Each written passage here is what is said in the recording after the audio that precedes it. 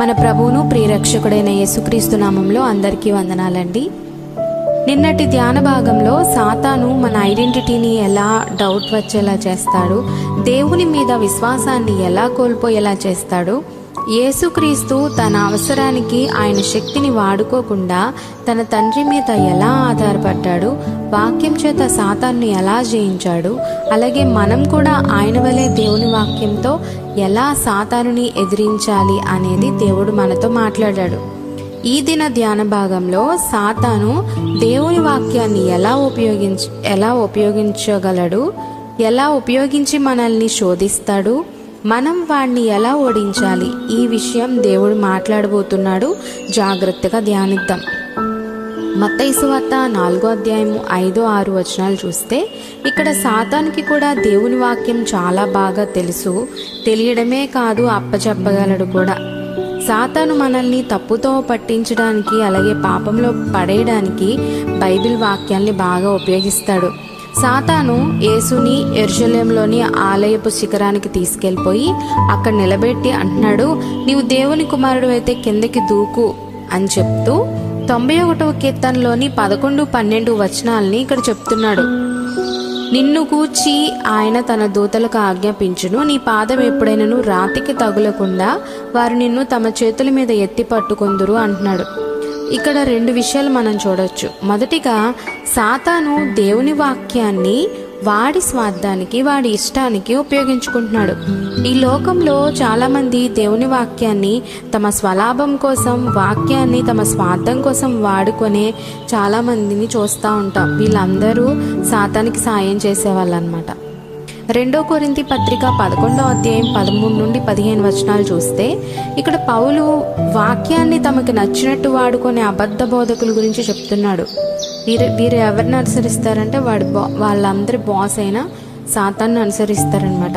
సాతాను దేవుని వాక్యాన్ని అసందర్భంగా ప్రయోగించి వాటి అర్థాలను తారుమారు చేసేస్తాడు.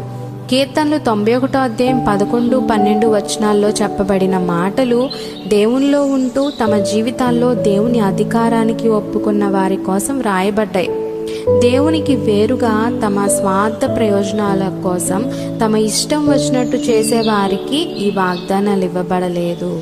అయితే సాతాను బైబిల్ వాక్యాల్ని ఎత్తి చెప్పినప్పుడు వాడి సలహాల్ని పాటించడం అనేది, ఒకవేళ వాడి సలహాలను పాటిస్తే మనకి జ్ఞానం లేదు, బుద్ధి లేని వాళ్ళం అనమాట. అది జ్ఞానం అనిపించుకోదు. సాతాన్ గడి ప్లాన్ ఏంటంటే దేవుడు చూపిన మార్గంలో మనల్ని వెళ్ళనివ్వకుండా మనకి పేరు ప్రఖ్యాతులు రావడం కోసం, లేదా సుఖభోగాల కోసం, లేదా స్వలాభం కోసం దేవుని దుఃఖపెట్టేలా చేయడమే వాడి పని, వాడి లక్ష్యం. దేవుని బాధ పెట్టాలని వాడి లక్ష్యం. ఇక్కడ సాతాను దేవుని వాక్యాన్ని దేవుణ్ణి పరీక్షించడానికి వాడాడు, యేసుక్రీస్తులో అహంకారం పెరగాలని వాడాడు, అలాగే సాహసం చెయ్యి అని ప్రేరేపించడానికి వాడాడు. ఉదాహరణకి దేవుని వాక్యంలో చూస్తే అడుగుడి మీకు ఇవ్వను అని ఉంది కాబట్టి, వాక్యం ఉంది కాబట్టి ఆ ముందుది ఆ వెనకాలది అన్నీ వదిలేస్తారు. అడుగుడి మీకు ఇవ్వను అని దేవుడు అన్నాడు కాబట్టి నా ఇష్టం, నేను ఏదైనా సరే దేవుడిని అడిగేస్తాను, దేవుడు నాకు అది ఇచ్చేస్తాడు. దేవుని చిత్తం లేకుండా అడుగుతారు. అది దేవునికి ఇష్టమైందేనా, దేవునికి నచ్చుతుందా, నేను ఇది అడిగితే దేవునికి, ఆయనకి నేను అడిగిన విషయం నచ్చుతుందా అనేది ఆలోచించరు. అది దేవుడు అడగమన్నాడు కాబట్టి, అడుగుడి మీకు ఇవ్వను అన్నాడు కాబట్టి నేను అడిగేస్తాను, దేవుడు ఇచ్చేస్తాడు. కొంతమంది నాకు ఇస్తావా చస్తావా అని అడుగుతూ ఉంటారు, నాకు ఎలాగైనా ఇది రావాలి. కొంతమంది యవనస్తులు ప్రార్థించమని కోరినప్పుడు అడుగుతూ ఉంటారు కొన్ని విషయాలు, ఇది నాకు కావాలి, ఇది నాకు వచ్చేలా చేయక్క అని. దేవుని చిత్తం లేకుండా మనము దాన్ని అడిగితే అది మనకి రాదు. అసలు మనం అడిగే విషయము దేవునికి ఇష్టమైందా కాదా అనేది మనం చూసుకోవాలి. దేవునికి అది ఇష్టమేనా, దేవుని మనం శోధిస్తున్నామా? ఒకవేళ దేవునికి ఇష్టం లేనిది అడుగుతూ ఉంటే అది దేవుణ్ణి మనం శోధించినట్టే. ఇంకొందరు అంటారు, దేవుడు లేడని బుద్ధిహీనుడు తమ హృదయంలో అనుకొను అన్న వాక్యం పట్టుకొని ఆ ముందుది వెనకాలని అంతా వదిలేస్తారు. పూర్తి వాక్యం వదిలేసి దేవుడు లేడంట, దేవుడు లేడని బైబిలే చెప్తుంది, ఇలా ఇలా మాట్లాడతారు. పూర్తి వాక్యం చదవరు, అక్కడ చెప్పబడిన సందర్భం వదిలేస్తారు. మనం అలా సాతాను వలె చేయకూడదు. మనకి బైబిల్ మనకు ఒక మార్గదర్శి. మన ఇష్టానికి వాక్యాన్ని మనం వంచితే సాతాను చేసిన పనే మనం కూడా చేస్తున్నామని అర్థం.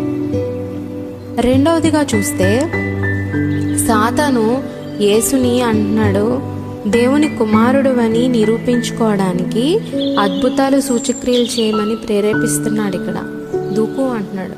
నువ్వు దేవుని కుమారుడు అయితే నువ్వు పైనుండి దూకే అంటున్నాడు. నువ్వు పైనుండి దూకితే నేను వాళ్ళు వచ్చి పట్టుకుంటారుగా, నువ్వు దేవుని కుమారుడు కదా, నేను పట్టుకుంటారు కదా అని చెప్పి అక్కడ సూచక్రియలు చేయమని ప్రేరేపిస్తున్నాడు. సాతాను ఎప్పుడు మనల్ని చూపించు, నిరూపించు, ప్రదర్శించు అంటాడు. కానీ యేసు ఈ లోకానికి వచ్చింది మన పాపముల నిమిత్తం మరణించడానికే వచ్చాడు. అందుకే యేసుక్రీస్తు ఇక్కడ సాతాన్ని ఎదిరించడం మనం చూస్తాం. ఆయన మళ్ళీ వాక్యాన్ని ఎత్తి చెప్తున్నాడు, ప్రభువైన నీ దేవునిని నీవు శోధింపవలదు అని వ్రాయబడింది అని చెప్తున్నాడు. ద్వితీయోపదేశకాండం 6వ అధ్యాయం 16వ వచనంలోని వాక్యాన్ని ఆయన ఎత్తి చెప్తున్నారు. ఇక్కడ ఈ వాక్యం ఏ సందర్భంలో రాయబడిందంటే, ఇశ్రాయేలీలు దేవుడు మన మధ్య ఉన్నాడా లేదా అని అపనమ్మకాన్ని కనుపరచడం అక్కడ మనం చూస్తాం. ఇశ్రాయేలీలు ఇక్కడ అరణ్యంలో మోషే వాళ్ళని బయటికి తీసుకొచ్చిన తర్వాత వాళ్ళు నడుస్తూ ఉన్నారు. వాళ్ళకి దాహం వేసింది. వాళ్ళు అప్పుడు మోషేతో అంటున్నారు, మాకు దాహంగా ఉంది, మాకు నీళ్ళు లేవు, మమ్మల్ని ఐగుప్తు నుండి మమ్మల్ని తీసుకొచ్చింది, మమ్మల్ని మా పిల్లల్ని దాహంతో చంపేయడానికా అని అక్కడ దేవుణ్ణి శోధించడం మనం చూస్తాం.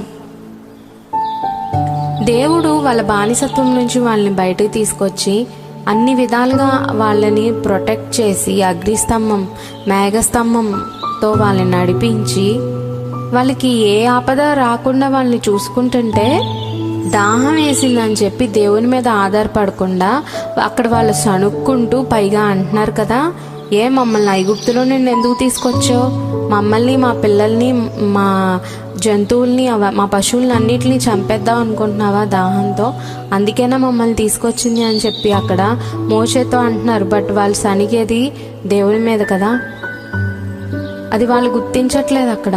అందుకే దేవుడు అంటున్నాడు, ద్వితీయోపదేశకాండం 6వ అధ్యాయం 6వ వచనంలో అంటున్నాడు, మీరు మస్పాలో మీ దేవుడైన యెహోవాను శోధించినట్లు శోధించవద్దు అంటున్నాడు. మనం కూడా చాలాసార్లు దేవుణ్ణి అద్భుతాలు చేయమని, లేకపోతే ప్రత్యేక సంకేతాలు ఇవ్వమని, దేవా నువ్వు నిజంగా దేవుడివైతే ఇది చెయ్యి, అది చెయ్యి అని దేవునికి విరుద్ధంగా అడగకూడదు. ఒకవేళ దేవునికి విరుద్ధంగా మనం అడిగినా, మనం సణుక్కున్నా, మనం దేవుని శోధిస్తున్నామని అర్థం. దేవుడు మనకు అన్నీ ఇస్తాడని మనం నమ్ముతాము. నమ్మినప్పుడు మనకు అవి దొరుకుతాయి అని నమ్మాలి. అంతేగాని ప్రతి చిన్నదానికి, ప్రతి అవసరానికి దేవుణ్ణి సనగకూడదు.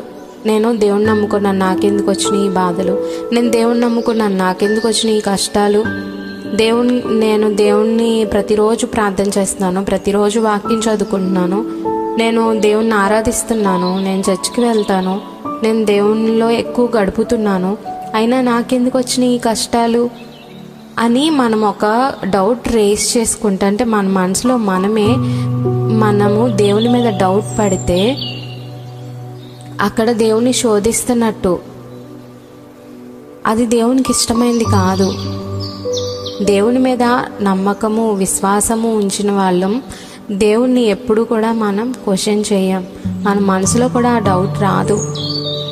దేవుడు చూసుకుంటాడు, యెహోవా ఈరే అని మనం వదిలేస్తాం. దేవుని వాక్యాన్ని సరిగ్గా అర్థం చేసుకోవాలి. అలా అర్థం చేసుకోవాలి అంటే వాక్యాలని ఇతర వాక్యాలతో సరిపోల్చాలి. ఏ వాక్య భాగాన్నైనా సందర్భ సహితంగా ధ్యానించాలి, అలాగే పఠించాలి. దేవుడి చిన్న వాక్యాన్ని మన వినికిడిలో దీవించునుగాక. ఆమేన్.